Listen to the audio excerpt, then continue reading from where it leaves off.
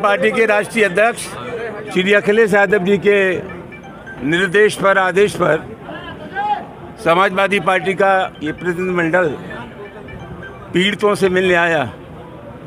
उनसे मिलने के बाद बहुत तकलीफ हुई। गौकशी के नाम पर बेगुनाहों को निशाना बनाया गया है। ये कातिल लोग हैं, इनका धंधा है गौकशी के नाम पर लोगों से चौथ वसूली करना, उनको ठगना। और मुझे बेहद खुशी है कि जो एक्सपर्ट रिपोर्ट आई है उसमें साबित हो गया है कि ये गौकशी नहीं थी। इनके पास लाइसेंस थे। इन बेगुनाहों के साथ जो कुछ हुआ है उसकी जितनी निंदा की जाए उतनी कम है। और जहाँ तक सरकार का सवाल है, सरकार गुणदोष के आधार पर काम नहीं कर रही है। सरकार हिंदू और मुसलमान के आधार पर काम कर रही है। हम सरकार में भी रहे, हमें सरकार का भी अनुभव है और हमें सड़क का भी अनुभव है।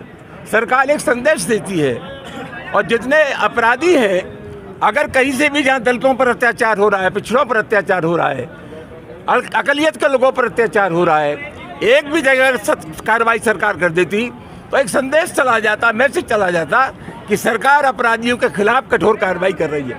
पूरे उत्तर प्रदेश में कहीं से मैसेज नहीं है। ये सरकार मिली हुई, और मुझे ऐसा लगता है कभी कभी कि अपराधियों के मन मुताबिक ये सरकार काम कर रही है।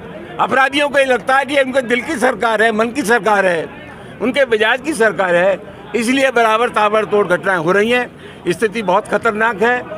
इन लोगों की तरफ से जो अपराध पंजीकृत हुआ है, हमारी कोशिश होगी उस पर कार्रवाई हो, और इनके खिलाफ जिन लोगों ने कुकृत्य किया है, इन पर हमला किया है, हम चाहेंगे इनके ऊपर राजपाल की कार्रवाई हो और सरकार ऐसी सख्त कार्रवाई करे कि पूरी जिंदगी जेल लेना पड़े।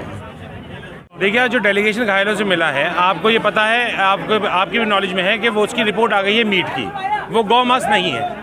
हमारी जो है वो मांग है कि मॉब लिंचिंग में मुकदमा दर्ज होना चाहिए और ऐसे लोगों के खिलाफ फांसी की सज़ा देनी चाहिए सरकार को। हम लोग की मांग है और हम लोग चाहते हैं कि ऐसे लोगों के खिलाफ जो है वो मॉब लिंचिंग का कानून जो नया बनाया था गृह मंत्री ने, उसे लागू करें और ऐसे लोगों को सख्त वो करें, वरना ये भाजपा का जुमला माना जाएगा अगर अब भी इन्होंने इस पर कार्रवाई नहीं करी तो। इनकी प्रभारी मंत्री जी की बात कर रहे हैं। अब वो उम्र के उस पड़ाव में है कि उनके किसी भी बयान को कहना, उनकी पार्टी के लोग ही उनकी बात को सीरियसली नहीं लेते हैं, तो आप क्यों ले रहे हो उनकी बात को सीरियसली?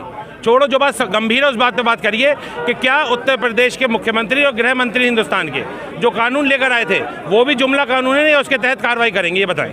देखिए, अभी तक पुलिस ने जो भी कार्रवाई करी है, हम ये कह रहे हैं कि उसमें मॉब लिंचिंग का मुकदमा दर्ज होना चाहिए और इन लोगों के खिलाफ कोर्ट को सख्त से सख्त कार्रवाई करनी चाहिए। देखिए, समाजवादी पार्टी तो संघर्ष की आदि है। पिछले 5 दिन से आप संघर्ष देख ही रहे हो समाजवादियों का। हम यहाँ से लेके कोर्ट तक लड़ाई लड़ेंगे। हम लोग घर बैठने वाले लोग नहीं हैं। धन्यवाद। देखिए, मेरा नाम मोहम्मद इरशाद है। मैं समाजवादी पार्टी का प्रदेश सचिव हूँ। जिस तरह से देखिए, 24 तारीख को जिस तरह से बेगुनाह लोगों को बेरहमी से मारा गया, इसकी निंदा सभी धर्मों के लोगों ने की है, सभी समाज के लोगों ने की है, सभी पार्टी के लोगों ने की है। कि आज माननीय योगी जी कहते थे 0 टॉलरेंस की कानून व्यवस्था है, तो इनको उस टॉलरेंस के दायरे में आते हैं या नहीं आते हैं, ये सोचने का विषय है। ये टॉलरेंस के दायरे में आते हैं नहीं आते हैं। आज जो देश के अंदर सभी धर्म, सभी मज़हब, जो देश एक मुठ चल रहा है, उस मौसम, उस टाइम में इन लोगों ने इतनी बड़ी मॉब लिंचिंग की है, ये एक सोचने का विषय है। व्यापारी घर से निकलता है ऊपर वाले का नाम लेके, और कप्तान साहब के रहनुमाई पे निकलता है कि उसके बच्चे इंतज़ार करते हैं कि घर पे शाम को मेरा बाप, मेरा भाई, मेरा बेटा सुरक्षित आएगा। उसकी जिम्मेदारी कौन लेगा? जिस तरह की घटनाएं हो रही हैं, तमाम बीजेपी के कार्यकर्ता और जो बजरंग दल के कार्यकर्ता इस तरह की हरकतें कर रहे हैं, उन पे अंकुश लगेगा या नहीं लगेगा? हम आपके माध्यम से यही कहना चाहते हैं, जो देश की तहजीब है इसको बरकरार रहना चाहिए। जो माहौल ख़राब कर रहे हैं देश का, उत्तर प्रदेश का और अलीगढ़ का माहौल ख़राब करने की कोशिश की, उन पर सख्त कार्रवाई होनी चाहिए। उनके परिवार वालों को इंसाफ मिलना चाहिए।